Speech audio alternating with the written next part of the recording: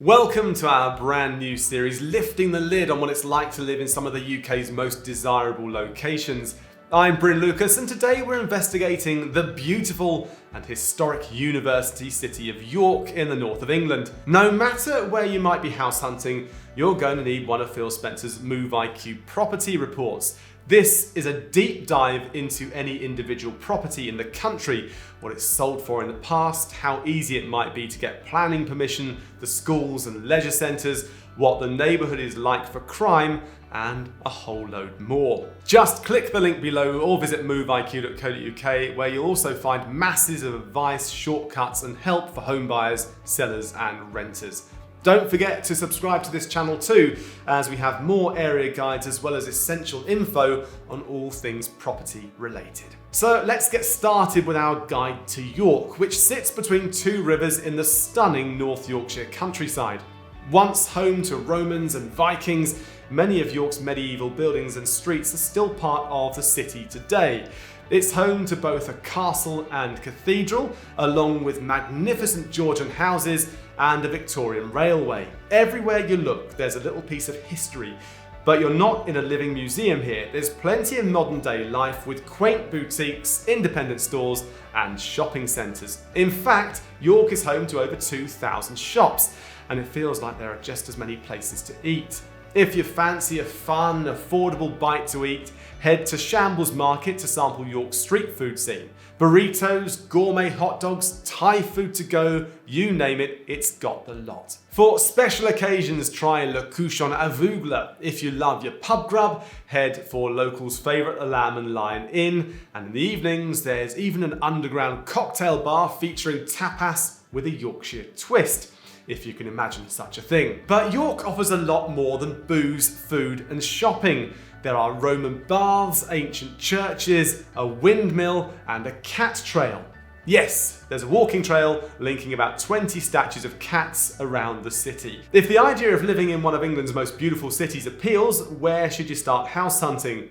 Well, Clifton, just a mile out from the centre, is within easy reach of other major centres like Leeds and is popular with families thanks to its excellent primary schools. Badger Hill is another York suburb popular with couples, first-time buyers and families, whereas Fulford attracts those looking for a more rural spot with wildlife and open green spaces. And Osbaldwick is one of the most well-connected villages with great schools too. Since it's close to the University of York, it tends to be popular with students. But let's get down to the details. York's population is around 200,000 people, so it's not big as cities go, and it has a high proportion of 18 to 24-year-olds, largely thanks to the two universities and some outstanding schools. In 2020, the average property price in York stood at almost £300,000, up 5% from the previous year and about 20% above the UK average. It is, however, significantly cheaper than most southern cities, while the average salary here is £34,000 a year, one of the highest in the north. Some of the biggest employers include York Council and the University of York, and much of the economy is based around services such as education, finance, tourism and leisure. Average rents in the city start around £780 per month for a one-bedroom place, rising to £1,500 for a three-bedroom house. On top of that, the estimated cost for living for a family, that's food, transport, utilities and leisure, is almost £2,500 a month. For a single person, it's around £700, again plus rent. So while it's not cheap, York is really well connected. It's roughly halfway between London, less than 2 hours away by train, and Edinburgh, which is 2.5 hours north. Meanwhile, Manchester is only an hour and a half away, and you can get to Leeds in 30 minutes. In the city itself, there's a good bus network and a park and ride system. The crime rate is low, and residents say they feel safe when walking alone, even at night. So what bugs locals about living in York? Broadband speeds aren't the best, around 17% slower than the UK average.